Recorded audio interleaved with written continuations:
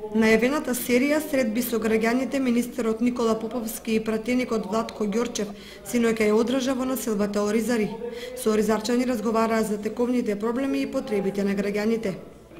Присутните главно поставуваа прашања од сферата на земјоделството и вработувањето. Поповски и Ѓорчев искажаа разбирање за состојбите, но и уверување дека со соодветни мерки владата ќе ја амортизира кризата која е од глобален карактер и последиците од неа.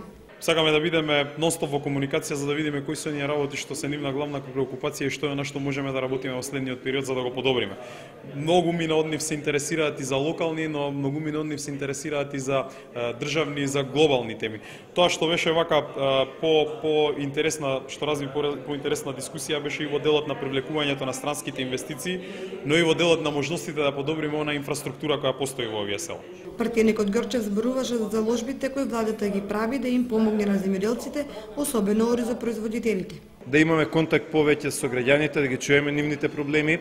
Во Кочанскиот крај сега е министрот за надворешни работи Никола Поповски, тука е државниот секретар исто така за образование, имаме од Министерство за труд и социјална политика, јас како пратеник, значи повеќе луѓе во директен контакт со граѓаните, да ги чуеме нивните проблеми, да видиме каде можеме да помогнеме, да воспоставиме контакт помеѓу локалното население и централната власт.